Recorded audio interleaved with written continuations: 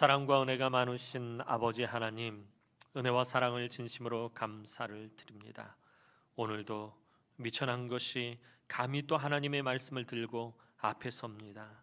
거룩하신 하나님의 말씀을 증거할 때에 성령 하나님께서 강권적으로 역사하셔서 오직 말씀만 증거할 수 있도록 은총을 베풀어 주옵소서.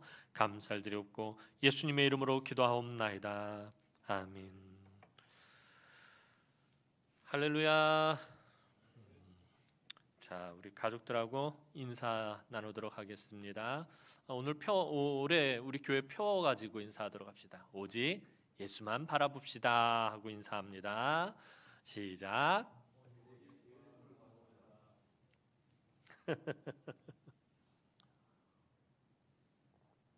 지금 예배당에는 우리 장로님들 몇 분하고 또 교대 성탄 추리 철거하려고 청년 몇하고 이렇게 간략하게 모여서 지금 같이 예배하고 있습니다. 조금만 더 참으시면 될 것 같네요. 많이 줄어들었고 여러분들의 기도가 응답되어지는 것 같습니다. 계속해서 하나님께 긍휼과 자비를 구하시고 늘 말씀드리지만 코로나로 인해서 우리가 불평하고 원망하면은 한도 끝도 없습니다. 답답해하고 이게 언제 끝나나 그러지 말고 그 가운데서 하나님 뜻하신 것이 무엇인지 찾아내고 깨닫고 이 코로나를 통해서 하나님 주시는 메시지가 무엇인지 우리가 발견해내야 할 것 같습니다. 그렇지 않으면은 이 문제를 우리가 해결할 수가 없어요. 늘 말씀을 묵상하면서 하나님 우리에게 요구하시는 것이 무엇일까? 이것을 늘 고민하고 또 그 답을 찾아내고 또 그 말씀대로 살아가는 우리 성도들이 되었으면 좋겠습니다. 올 한 해 우리가 오직 예수를 바라보자 이런 비전을 가지고 생활을 할 건데 코로나가 창궐한 이 가운데서 정말 우리가 바라볼 것은 우리 주님밖에 없는 것 같습니다. 코로나가 넘치든 넘치지 않든 우리의 삶에 좋은 일이 있던 슬픈 일이 있던 기쁜 일이 있던 안 좋은 일이 있던 간에 우리가 바라볼 분은 우리 주님밖에 없음을 믿습니다. 또 이번 기회를 통해서 제가 요즘 늘 강조하는 것 중에 하나지만 예수 믿는다는 것이 무엇인지 우리가 다시 한번 좀 깊이 생각해보고 좀 고민해봐야 될 것이라고 생각되어집니다. 내가 그동안 정말 제대로 예수를 믿었는지, 그 믿음이란 무엇인지, 하나님 믿음 정말 귀하게 여기신데 우리가 믿음으로 구원을 받고 믿음으로 하나님 나라에 가는데 도대체 이 믿음이라는 것이 무엇인지 우리가 좀 더 깊이 고민해보고 생각해보고 또 발견하고 알아가는 그런 시간들이 되었으면 좋겠습니다. 오늘은 마가복음에 등장하는 예수님께서 일으키신 한 사건을 통해서 함께 은혜를 나누었으면 좋겠습니다.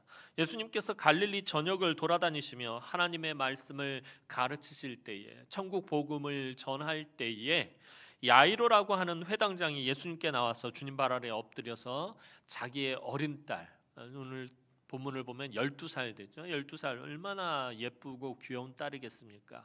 그 어린 딸이 죽게 되었으니 낫게 해달라고 주님께 간구하는 일이 있었습니다. 오늘 본문은 아니지만 그 앞에 있는 22절 말씀 한번 보도록 하겠습니다. 22절 말씀입니다. 시작. 회당장 중에 하나인 야이로라 하는 이가 와서 예수를 보고 발 아래 엎드리어. 자, 그 회당장의 간곡한 요청에 주님께서는 회당장의 집으로 가시게 되었습니다. 가시던 도중에 12의 혈루병을 앓고 있는 여인을 고쳐주시느라고 잠시 지체하게 되었습니다. 그때 회당장의 집에서 딸이 죽었다라는 소식이 하인들에 의해서 전해졌습니다. 모든 것이 완전히 절망적인 상황으로 변해버렸습니다. 회당장 야이로는 자신의 아픈 딸을 살리기 위해서 여러 방면으로 노력했을 것입니다. 무던히도 애를 쓰고 그렇게 노력했을 것입니다. 좋다고 하는 온갖 약을 다 써보고 또 이름난 의원들을 찾아가 보고 별의별 방법들을 다 시도해 보았을 것입니다. 그러던 차에 나사렛에서 오신 예수라는 분이 병든 자를 말끔히 고쳐주신다라는 소문을 접하게 되었습니다. 그래서 야이로는 정신없이 달려가서 주님 발 아래 엎드려 딸을 살려달라고 간구하는 모습을 보여줍니다. 소문만 듣고 달려가서 자기의 딸을 고쳐달라고 하는 이 야이로의 믿음은 정말 대단한 것 같습니다. 야이로는 예수님 당시에 회당장으로 있었던 사람입니다. 도대체 이 회당장으로 있는 이 야이로라는 사람이 어떤 사람인지 잠깐 살펴보겠습니다. 이 회당장은 회당에서 행해지는 모든 일을 책임지는 자로서 그 지역 사회에서 가장 영향력 있는 사람입니다. 유대인들이 모여 있는 곳에 유대인들이 10명 이상만 모이면 이제 회당을 만들게 됩니다. 그 유대인들이 모여 있는 곳에 회당이 세워지고 그 회당을 관리하는 사람인데 그 지역 사회에서 아주 강한 영향력을 행사하는 사람이고 또 아무나 회당장을 맡는 것이 아니라 그곳에서 존경받는 사람이 이 회당장을 맡게 되어 있습니다. 그러니까 그 지역 사회에서 영향력이 있고 존경받는 사람이 바로 이 야이로라는 사람이었습니다. 회당은 이스라엘이 망하고 포로가 된 후 성전에서 예배를 드리지 못하자 자신들이 예배를 드리기 위해 만든 예배 처소였습니다. 예루살렘이 함락당하고 성전이 무너지고 모든 사람들이 바벨론의 포로로 끌려가게 되었습니다. 더 이상 성전에서 제사를 드릴 수 없고 예배를 드릴 수 없게 되자 유대인들이 임시로 모여서 예배할 수 있도록 만든 처소가 바로 이 회당이었습니다. 유대인들은 회당에 모여서 율법서와 예언서를 읽고 자녀들을 하나님의 백성으로 교육하였습니다. 그것이 예수님 때까지 이어져 내려와 유대인들이 사는 도시라면 회당이 있어서 유대인들에게 하나님의 말씀과 율법을 가르치던 유대인들에게 있어서는 매우 중요한 장소였습니다. 한마디로 유대인들의 자기 정체성을 지켜나가는 신앙의 중심지 같은 곳이 바로 이 회당입니다. 그러한 곳을 관리하는 회당장이 자신의 딸을 살리기 위해 주님 발 아래 지금 엎드려 있습니다. 그리고 주님을 모시고 자기 집으로 가고 있습니다.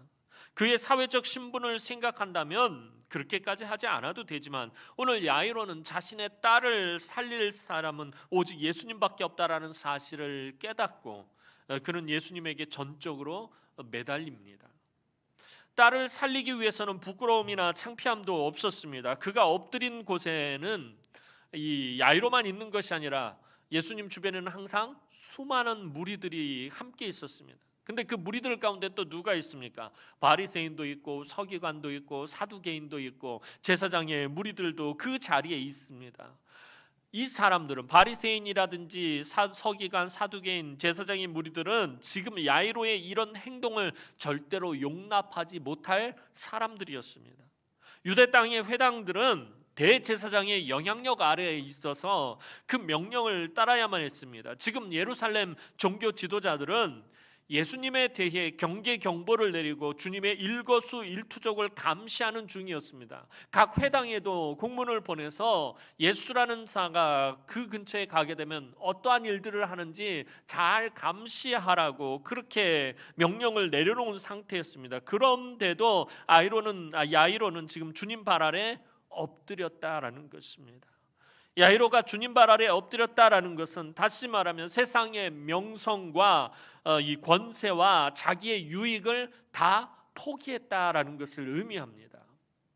자기의 유익을 지키고 자기의 명성을 붙잡자면은 지금 예수님 발 아래 엎드리면 안 됩니다. 왜냐하면 그것을 용납하지 못할 사람들, 바리새인은 그 대제사장 무리들이 바로 그곳에 지켜보고 있기 때문입니다. 그런데도 그 앞에서 그 예수님 발 아래 무릎을 꿇었다는 것, 엎드렸다라는 것, 그리고 그 주님을 자기 집으로 모시고 간다라는 것은 자기가 모든 것들을 다 포기했다라는 것을 의미하는 것입니다.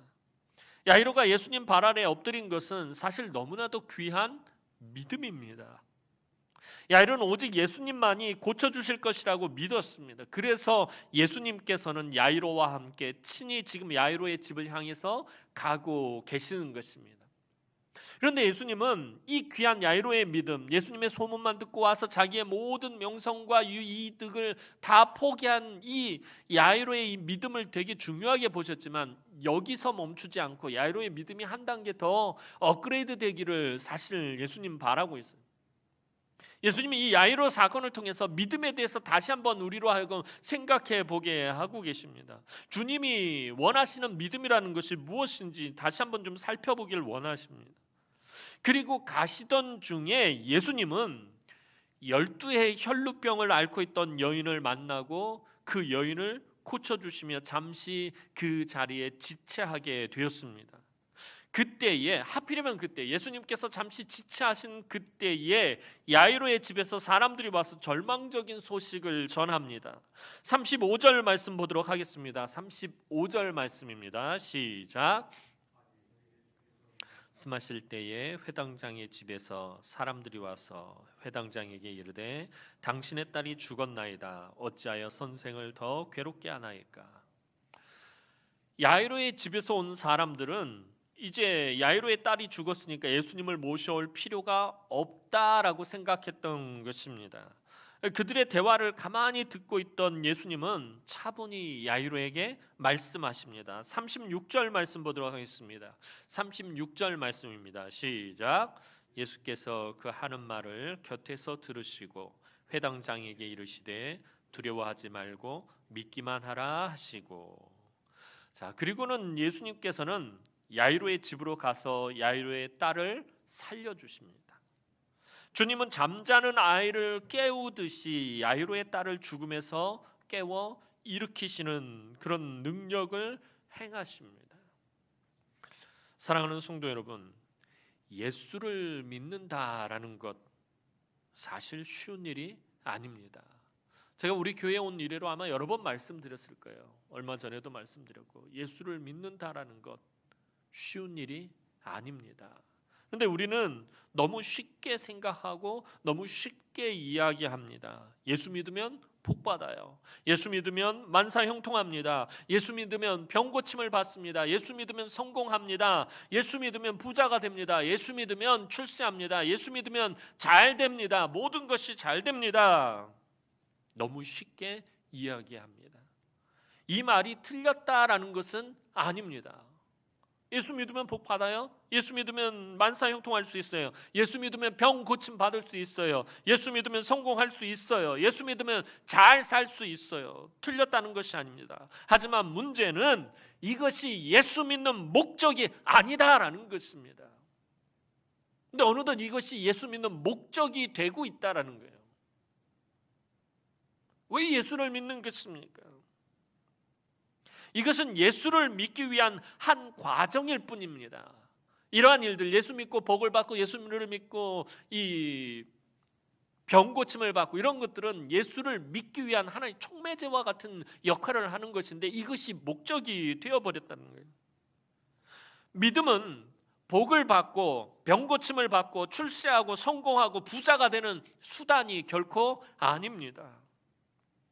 그런데 그동안 한국 교회가 기복신앙에 빠져서 믿음의 본질을 흐리게 만들어버렸어요. 이것이 예수 믿는 목적이 되어버렸다라는 것입니다. 예전에 기도원에 가면 기도원 원장님들이 아주 목이 쉰 소리로, 그렇죠? 그러면 속된 말로 영빨 있는 원장님들이잖아요. 모시면 병 고침을 받는 줄 믿으십니까? 무조건 믿으십시오. 믿음이 없이는 안 됩니다. 믿어야 고침을 받습니다. 믿으십니까?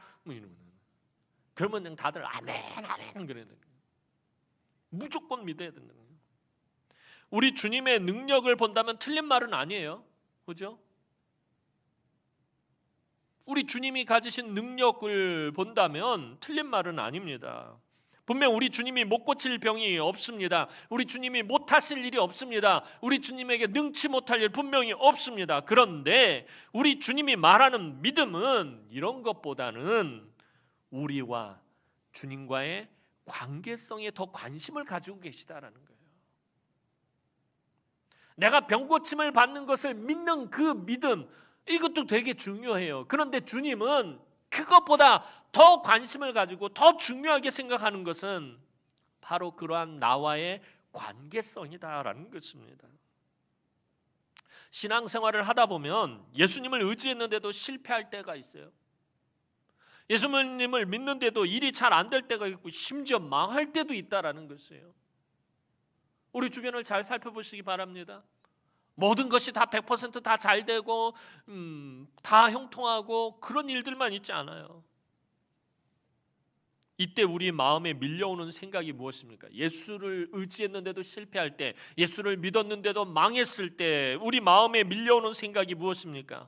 차라리 예수를 믿지 않았더라면 덜 손해를 보았을 텐데, 덜 고통스러웠을 텐데, 내가 예수를 믿지 않았더라면 덜 힘들었을 텐데, 진작에 세상적인 방법, 인간적인 방법이라도 원 없이 썼다면 억울하지라도 않을 텐데, 괜히 예수 믿는 바람에 다른 방법도 써보지 못하고 실패했다, 망했다라는 생각입니다. 우리는 주님을 믿었기 때문에 세상적인 좋은 기회를 놓치거나 손해를 볼 때가 있어요. 피해를 볼 때가 있어요. 상처를 받을 때도 있어요. 이런 마음이 드는 이유가 무엇입니까?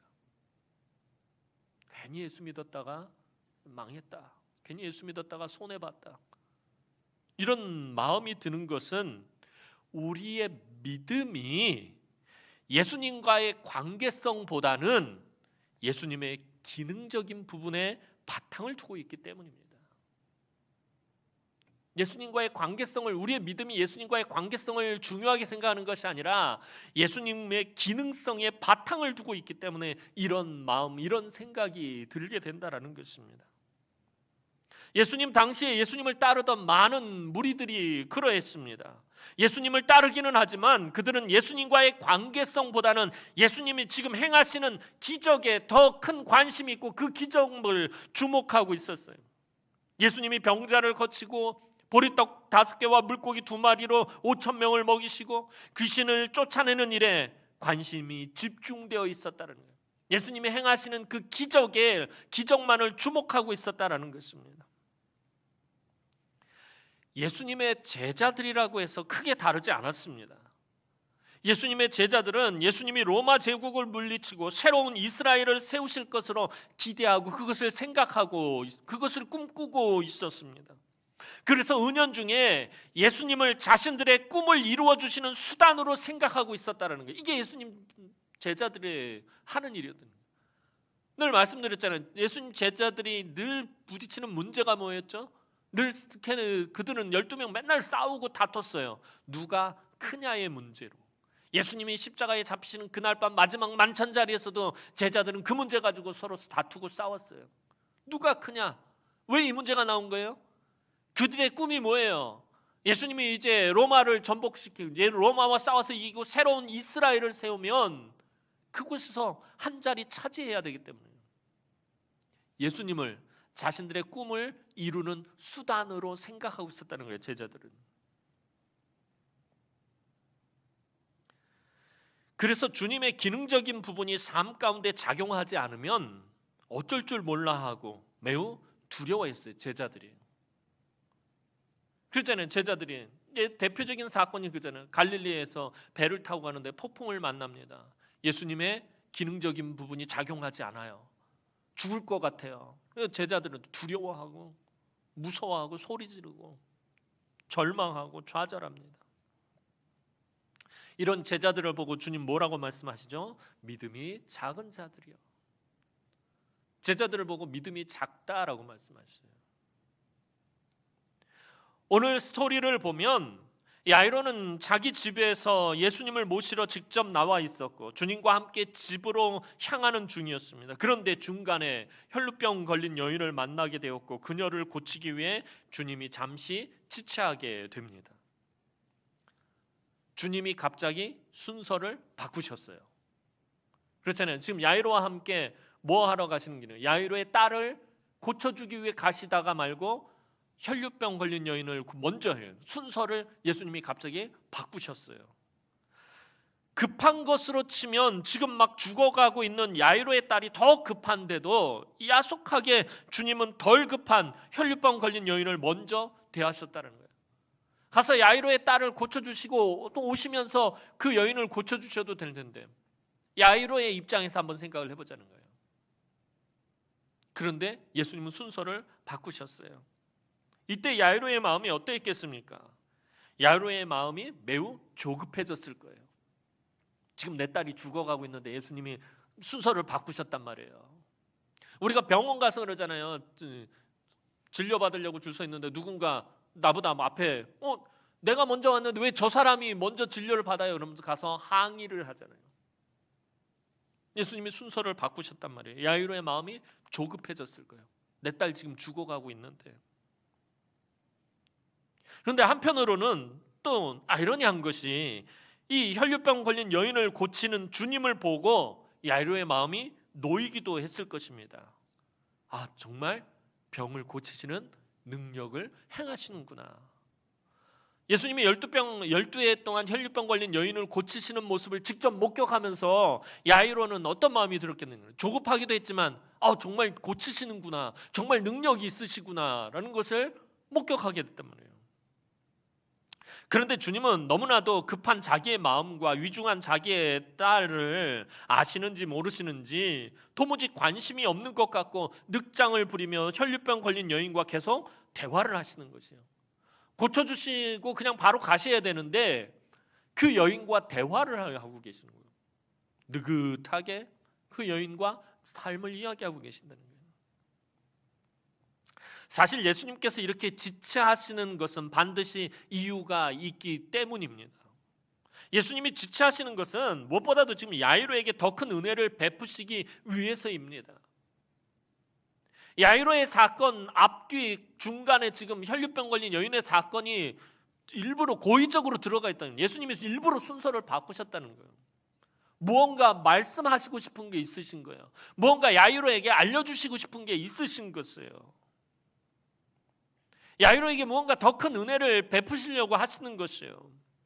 그리고 무엇보다도 예수님은 야이로와의 관계성에 관심이 있으신 것이에요. 이 사건들을 통해서 이 일련의 과정들을 통해서 야이로에게 무언가를 말씀하시고자 하는 거예요.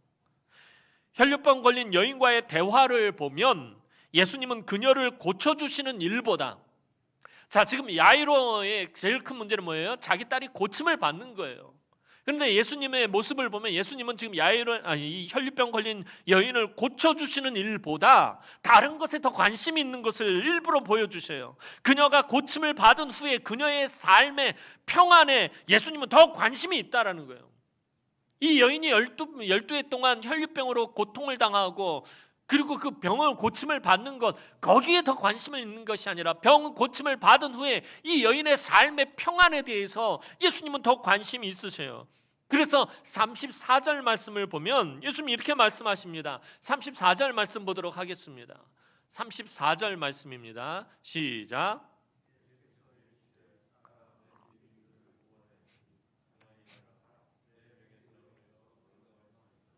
주님은 그 여인에게 내 믿음이 너를 구원하였다라고 말씀하십니다. 주님은 이제 두려움에 떨면서 자초지종을 이야기한 그녀를 바라보시며 그 여인의 두려움을 평안으로 바꾸어 주셨습니다. 정말 놀라운 것은 분명히 주님의 능력으로 이 여인이 고침을 받았는데도 주님은 이 여인에게 뭐라고 말씀하세요? 내가 너의 병을 고쳤다라고 말씀하시는 것이 아니라 너의 믿음 때문이다 라고 말 따뜻하게 말씀해 주고 계세요. 굉장히 지금 예수님께서 부드럽고 온화하고 따뜻한 목소리로 이 여인에게 말씀하시는 거예요. 딸아, 내 믿음 때문이다. 씩 웃으시면서 아마 예수님 그렇게 말씀하셨을 거예요. 너의 믿음 때문에 여인의 힘이 아닌데도 너의 믿음 때문에 이런 능력이 나타났다라고 말씀해 주십니다. 주님은 이런 분이시다라는 거예요. 지금 주님이 어떤 분이신지를 파악을 해야 돼요. 당신이 다 해주시고도 우리의 그 작은 믿음을 보시고 너의 믿음 때문이다라고 말씀해 주시는 분이 우리 주님이다라는 거예요. 그 여인이 어때요? 예수님의 옷자락을 붙잡기만 해도 병이 나을 것 같아가지고 와서 예수님의 옷자락을 잡았어요. 예수님의 능력이 몸에서 빠져나가신 것을 아셨어요. 그 여인의 모든 얘기를 다 들으시고 두려워 떨고 있는 그 여인에게 딸아, 내 믿음이 너를 고쳤다. 평안히 가라. 이렇게 말씀하고 계시다는 거예요. 여기서 주님은 우리에게 당신의 기능적인 면보다 관계성을 더 중요하게 여기시는 분이시다라는 것을 말씀해 주시는 것이에요. 예수님은 야이로도 이 여인과 동일한 평안을 누리시기를 원하셨던 것입니다. 그런데 이 여인과 대화를 하는 동안에 갑자기 야이로의 딸이 죽었다라는 절망적인 소식이 전해집니다. 우리가 절망하고 탄식하고 낙담할 때 예수님은 야이로에게 하신 것처럼 말씀하십니다. 두려워하지 말고 믿기만 하라. 믿음에 대해서 계속 예수님 이야기하고 계셔요. 오늘 관련된 사건들 두 사건 속에서 예수님은 계속 믿음에 대해서 이야기하고 계시다라는 거예요. 야이로에게도 두려워하지 말고 믿기만 하라. 이것은 맹목적으로 무조건 믿으라는 말씀이 아니에요.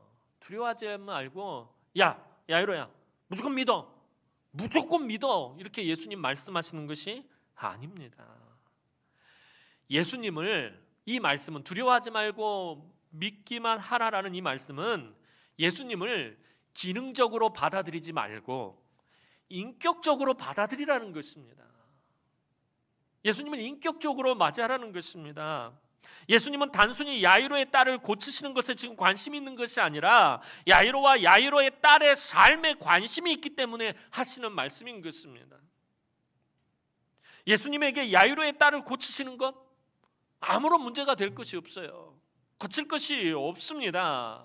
그 딸이 더 심하게 아파도 혹은 죽었다 할지라도 아무런 문제가 없어요. 주님은 죽어도 살리실 능력이 있기 때문입니다. 그래서 주님은 야이로의 집에 도착했을 때 애통하고 통곡하는 자들을 보시고 이렇게 말씀하십니다. 39절 말씀 보겠습니다. 39절 말씀입니다. 시작. 들게 이르시되 너희가 어찌하여 떠들며 우느냐 이 아이가 죽은 것이 아니라 잔다 하시니. 주님이 보실 때에 야이로의 딸은 잠을 자는 것과 같습니다. 잔다라는 거 표현을 할 때는 무엇을 전제로 쓰는 말입니까? 잔다라고 표현을 할 때는 다시 깨어난다라는 것을 전제로 쓰는 말이에요. 전에 한번 이 본문 가지고 설교할 때 말씀을 드렸던 것 같아요.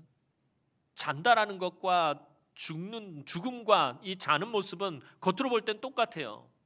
근데 전제가 달라요. 잔다라는 것은 다시 깨어난다라는 전제하에 쓰는 말이고요. 죽었다는 건 이제 끝났다라는 거예요. 다시라는 말이 없는 거예요. 사람에게 있어서 모든 것의 마지막 한계는 죽음입니다. 우리 인생은 사실 그 마지막 한계점을 향해서 달려가고 있는 거예요. 죽음을 향해서 가고 있는 거예요. 아무것도 할 수 없는 진짜 끝나는 그것으로 가고 있는 것이에요. 죽음 앞에서는 아무것도 할 수 없고 그냥 끝입니다. 그런데 주님에게는 이 죽음이 한계가 아니다라는 것입니다. 그저 자는 것을 깨우는 것과 같다라는 것입니다. 그래서 41절에 말씀하십니다. 41절 말씀 보도록 하겠습니다. 41절 말씀입니다. 시작. 달리다굼 하시니 번역하면 곧 내가 네게 말하노니 소녀야 일어나라 하심이라. 자, 달리다굼 아마 복음서를 많이 읽어보신 분들은 이 달리다굼 이 사건 속에 나오는 이 말 잘 아실 것입니다. 내가 네게 말하노니 소녀야 일어나라. 우리나라 말로 이렇게 번역이 되어 있어요. 달리다굼이란 이 말은 어떤 엄청난 능력을 나타낼 때 사용하는 말이 아닙니다. 이 달리다굼이란 말이 언제 사용되어지는 말이냐면 일상의 삶 속에서 엄마가 자녀들을 깨울 때 쓰는 정말 평범한 말이 이 달리다굼이란 말이에요. 그냥 우리나라 말로 제대로 번역을 하자면은 아가야 이제 그만 자고 일어나렴 이 말이에요. 이런 의미를 담고 있는 말이 달리다굼이란 말이에요. 엄마가 밥을 막 준비하고 있는데 아이가 계속 자고 있어요. 아가 이제 그만 자고 일어나 밥 먹어야지. 이때 쓰는 말이에요. 이게 달리다굼이에요. 그러자 야이로의 딸이 마치 늦잠을 자다가 깬 것처럼 일어납니다. 예수님이 어떤 특정한 단어를 사용하신 것이 아니라 일상의 보통의 삶 가운데서 있던 말을 쓰셨어요. 그 죽은 야이로의 딸을 향해서 아가 이제 일어나야지 하고 잠을 깨우는 것처럼 그렇게 말씀을 하시자 야이로의 딸이 마치 늦잠을 자다 깬 것처럼 일어납니다. 모두가 놀라고 또 놀랐습니다.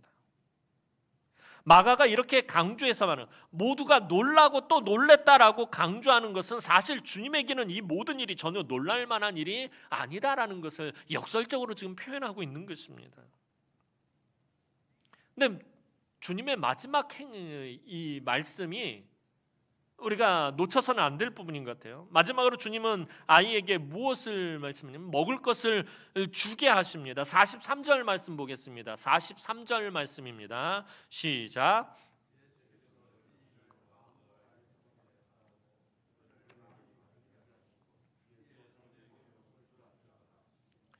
야이로와 그의 가족들이 모두 놀랄 때에 예수님은 다른 쪽에 관심이 있으셨어요. 그것은 아이에게 먹을 것을 주는 일이었습니다. 말씀을 준비하면서 그런 생각해 보세요. 저희 이따금씩 잘 하는 거 있잖아요. 내가 예수님이라면 하고 대입해 보는 거예요. 만약 제가 예수님이라면 그랬어요. 죽었던 야이로의 딸을 살렸어요. 딱 그러면 제일 먼저 그랬을 것 같아요. 야이로야, 내가 살렸다. 죽은 네 딸을 내가 살렸다. 아마 전 그랬을 거예요. 왜냐하면 그 예수님의 기능적인 부분에 관심을 가지고 있었으니까. 죽은 아이를 살리실 것이냐 말 것이냐 여기에 관심이 있었고 여기를 주목하고 있었으니까. 그런데 예수님은 그 일에 아무런 관심이 없었다는 거예요. 그래서 이 아이를 마치 잠자는 애 깨우는 것처럼 일상적인 언어를 사용하셔서 아무렇지도 않게 그냥 그렇게 세우셨는데 예수님은 이 아이를 살리신 일보다 다른 일에 더 관심을 가졌는데 그게 뭐냐면 이 아이에게 먹을 걸 주는 일이었다는 거예요. 놀라운 기적을 행하시고 예수님은 이 아이에게 먹을 걸 주는 일에 더 관심을 가지고 계셨다는 거예요. 왜 예수님은 아이가 다시 살아난 것보다 아이에게 먹을 것을 주는 일에 더 신경을 쓰고 계시는 것입니까? 아마도 야이로의 딸은 생각해 보시기 바랍니다. 몇 날 며칠 지금 죽을 병에 걸렸어요. 몇 날 며칠을 사경을 헤매느라 오랫동안 먹지 못했을 거란 말이에요. 우리도 아프면 심하게 아프면 입맛이 없어서 먹을 걸 제대로 먹지 못해요. 이 아이는 죽을 병에 걸렸었어요. 오랫동안. 아마 제대로 먹지 못했을 거고 지금은 사경을 헤매다 죽었단 말이에요. 며칠을 사경을 헤맸기 때문에 오랫동안 먹지 못했을 거예요. 그 아이가 얼마나 배고파할 것인지 주님 거기에 관심이 있었다는 거예요. 이 아이를 살린 일보다 이 아이가 지금 무척 배가 고플 것이다. 거기에 관심이 있으셨다니까요. 배고픈 아이에게 빨리 먹을 것을 주어서 허기를 면하게 하시고 다시 기운을 차리게 하라는 것입니다. 이게 지금 예수님께서 하신 말씀이에요. 우리 그냥 보면서 그냥 아무 감흥이 없이 이 본문을 보겠지만 이 본문을 다시 한번 여러분 잘 묵상해 보시면 마지막 절에 아이에게 먹을 것을 주라 하시는 그 예수님의 마음을 한번 살펴보시기 바랍니다. 예수님이 일으키신 그 기적을 바라보지 마시고 예수님의 마음을 먼저 우리가 좀 이해해 볼 필요가 있는 것 같아요. 예수님 아이들 참 예뻐하시고 사랑하셨어요. 그래서 제자들에게 아이들이 나에게 오는 것을 금하지 마라, 막지 마라 라고 말씀하시고 아이들이 올 때마다 그 아이들을 꼭 끌어안으시고 축복하시고 안수해 주셨어요. 어린 아이들을 얼마나 예뻐하시고 사랑하시는지 몰라요. 근데 야이로의 딸이 12살이에요. 얼마나 예뻤겠어요. 얼마나 귀여웠겠어요. 얼마나 사랑스러웠겠어요.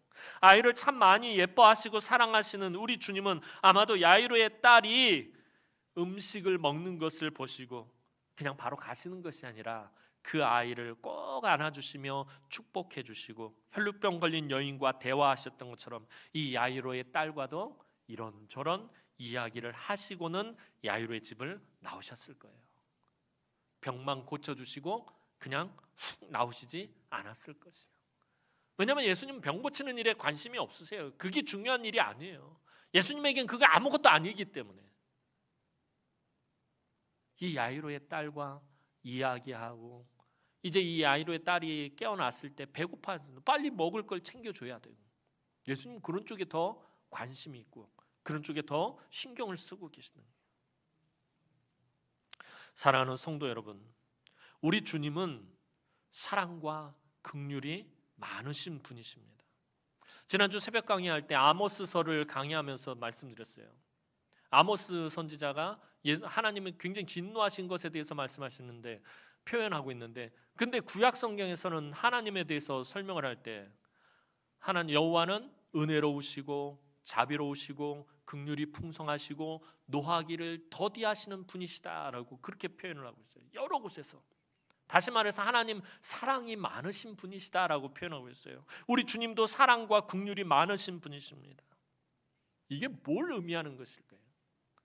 왜 하나님은 사랑이 많으시고 긍휼이 많으시고 노하기를 더디하는, 화를 잘 안 내시는 분이시다, 이런 이야기를 하시는, 성경이 이런 말을 하는 이유가 무엇입니까? 그것은 무엇보다도 하나님이 우리와 인격적으로 만나기를 원하신다라는 것을 의미하는 것입니다.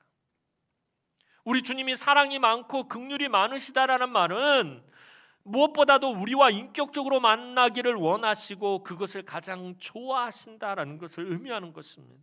오늘 본문에서 마지막으로 주님은 야이로의 딸을 살려주신 것을 아무도 알지 못하게 하셨어요. 아무에게도 말하지 마라 라고 말씀하십니다. 이것은 왜 주님은 이런 말씀하셨냐면, 이것은 사람들이 주님의 기능적인 부분에 매이지 않게 하기 위해서요. 죽은 야이로의 딸을 살려주신 거기에만 꽂히지 않게 하기 위해서, 자꾸 기능적인 부분만 바라보지 못하게 하기 위해서였어요. 사람들은 자꾸만 예수님의 능력을 행하시는 일에만 관심을 가지고 그것만 보려 하고 있다라는 거예요. 예수님 왜 병을 고쳐주시는지, 예수님 왜 그런 말씀을 하시는지 그거에 관심이 없고 예수님이 하시는 그 일들에만, 그 기능적인 부분에만 관심을 가지고 있다는 거예요. 그것만 보려 하고 있다는 거예요. 예수님을 따라다니는 사람들 가운데 이 바리새인들을 어떻습니까? 늘 예수님에게 뭘 요구하죠? 표적을 요구해요. 예수님 방금 전에 기적을 행하셨는 그 예수님에게 또 다른 기적을 요구한다라는 거예요. 그런데 주님은 지금 그것을 차단하고 계십니다. 예수님의 능력을 목격하고도 예수님을 믿지 못하는 사람들이 너무나도 많았기 때문이에요.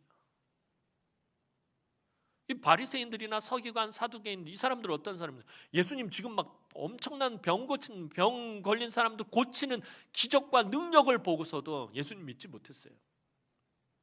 오병이어의 기적의 현장이 분명히 바리새인들이 있었을 거예요. 그 떡을 자기들도 받아 먹었을 거예요. 그런데도 예수님 믿지 못하고 더 큰 기적을 요구합니다. 바리새인들만 그랬을까요? 아까 말씀드렸던 것처럼 예수님의 제자들이라고 별반 다를 게 없어요. 예수님의 능력을 목격하고도 예수님을 믿지 못하는 사람들이 너무나도 많았다라는 거예요. 예수님은 당신이 누구이신지, 왜 이 땅에 오셨는지, 무엇을 원하시는지, 어떤 일을 행하실 것인지 그것을 사람들이 알기를 원하십니다. 앞서서 말씀드렸던 것처럼 우리가 왜 예수를 믿는지 다시 생각해 봐야 합니다. 우리의 믿음이 예수님의 기능적인 면에만 너무 치우쳐 있지 않은지 살펴보시기 바랍니다. 그것이 우리가 예수 믿는 목적이 되어 있지는 않는지 여러분들 살펴보시기 바랍니다. 우리가 예수님의 기능적인 면에만 치우치면 삶의 고난이 찾아왔을 때 그 고난을 이해할 수도 감당할 수도 없습니다. 왜 주님이 내 병을 고쳐주시지는 않는 것인지, 왜 내가 암에 걸려야 하는지, 왜 나를 부유하게 하시지 않는지, 왜 내 자녀들이 크게 성공하지 못하는지 답을 할 수가 없어요. 예수님의 기능적인 면에 우리가 관심을 가지면 삶의 고난이 찾아왔을 때 그 고난에 대해 답을 할 수가 없어요. 기능적인 면에서 보면 이 문제에 대한 답은 뭐예요? 믿음이 없어서예요. 이거 외에는 답이 없어요. 믿음이 없어서. 믿음을 기능적인 부분에 바탕을 두고 있으면은 삶의 고난이 찾아왔을 때 할 수 있는 답이라고는 믿음이 없어서예요. 정말 그런 것입니까? 주님이 정말 그렇게 말씀하시는 것입니까? 그렇다면 목회에 크게 성공하신 유명하신 목사님이 암에 걸려서 돌아가신 것 무엇이라고 설명해야 하는 것입니까?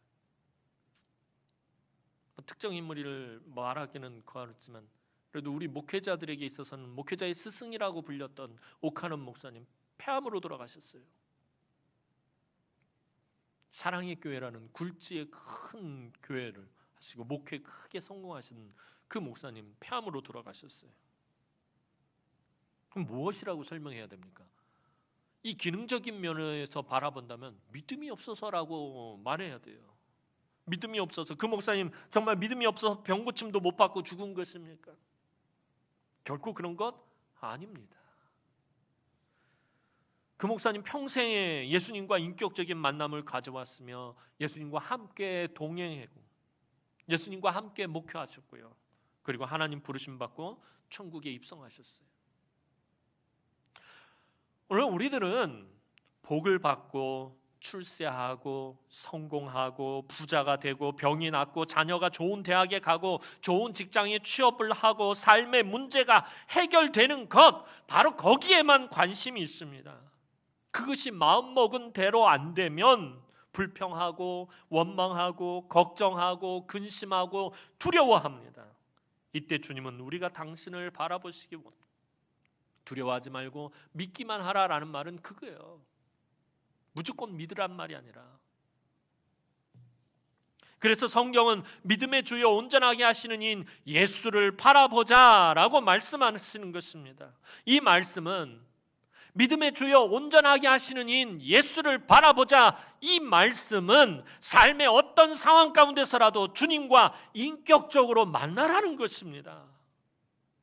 주님과 동행하는 삶을 살라라는 것입니다. 믿음은 내가 원하고 바라고 소원하는 것이 내 삶의 전부 그대로 이루어지는 것을 믿는 것이 아니라 나를 향하신 하나님의 선하신 뜻이 내 삶 가운데서 이루어진다라는 것을 믿는 것입니다. 우리 주님처럼 그것을 인정하는 것입니다. 내 원대로 마옵시고 아버지 원대로 되기를 원하나이다. 주님 인정하신 것. 주님처럼 그것을 인정하는 것입니다. 하나님의 뜻이 내 삶에서 이루어지는 것을 믿는 것입니다. 그래서 어떤 상황과 형편에서라도 감사하고 기뻐하고 선을 베푸는 삶을 사는 것입니다. 왜 성경은 계속 우리에게 기뻐하라고 말하고, 왜 즐거워하라고 말하고, 왜 감사하라고 말하는 것입니까? 그리고 선을 베풀라고 하는 것입니다. 어제 TV 채널을 바꾸다가 어떤 프로에서 어떤 사람이 노래하는데 그 노래 가사가 귀에 확 꽂혔어요. 제가 이따금씩 그 대중가요 가사를 이야기해서 어떤 분들 되게 싫어하시는 분들도 있는데, 근데 이상하게 그런 가사들이 이렇게 귀에 딱 꽂힐 때가 있어요. 근데 제가 듣기에 대략 이런 그 노랫말 가사가 이렇게 들렸어요. 힘들 때는 어깨를 기대고 걷고, 좋을 때는 마주보고 걷고, 비가 올 때는 손을 잡고 걷고. 이 가사가 귀에 확 꽂히는 거예요. 순간 이런 생각이 들었습니다. 험한 이 세상 살아갈 때 우리 주님과 함께 걸어가며 힘든 일이 있을 때는 우리 주님께 기대어 걷고, 좋은 일이 있을 때는 우리 주님을 마주보며 걷고, 비가 올 때는 우리 주님 손 붙잡고 걷고, 슬픈 일이 있을 때는 우리 주님 품에 얼굴 묻고 걷고, 아플 때는 주님에게 엎혀서 걷고, 속상한 일이 있을 때는 주님께 투정 부리며 걷고, 기쁜 일이 있을 때는 주님과 춤추며 걸어가는 것, 바로 이것이 믿음이구나. 사랑하는 성도 여러분, 올 2021년 우리 모든 남흥의 성도들이 주님과 새롭게 만났으면 좋겠습니다. 좀 더 인격적으로 만났으면 좋겠습니다.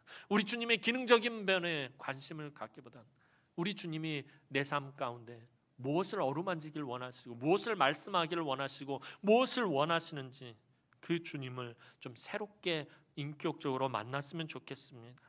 코로나가 여전히 창궐해도, 내 삶이 마음먹은 것처럼 풀리지 않아도, 주님의 응답이 지체되어도 여전히 온라인으로 예배드리는 답답한 상황이 이어진다고 할지라도 주님 발 아래서부터, 주님을 향해 얼굴을 드는 것에서부터, 주님과 눈을 마주치는 것에서부터, 주님을 인격적으로 만나는 것에서부터 다시 시작하여서 오직 예수를 통해서만 삶의 모든 죽은 것 같은 문제들이 해결되고 회복되고 되살아나며 주님과 귀한 믿음의 교제를 나누는 사랑하는 주의 귀한 우리 남흥의 모든 성도들이 되기를 주님의 이름으로 축원합니다. 기도드리겠습니다. 사랑과 은혜가 많으신 아버지 하나님, 은혜와 사랑을 진심으로 감사를 드립니다. 오늘도 우리 주님을 바라보며 우리 주님을 의지하며 우리 주님이 내 삶에 무엇에 관심이 있는지 그것을 우리가 알아차리고 그 주님과 함께하는 복된 믿음의 삶을 살아가는 우리 남흥의 성도들이 되게 하여 주옵소서. 코로나19가 너무나도 오랫동안 지속되는 이 힘들고 어려운 시국에서 우리가 오직 믿음의 주요 온전하게 하시는 이신 예수만 바라보며 이 힘든 때를 이겨낼 수 있도록 하나님 우리 사랑하는 성도들에게 은총을 베풀어 주옵소서. 올 한 해 새해에는 우리가 주님을 더욱더 새롭게 인격적으로 만날 수 있도록 하나님 복을 베풀어 주옵소서. 감사를 드렸고 예수님의 이름으로 기도하옵나이다. 아멘.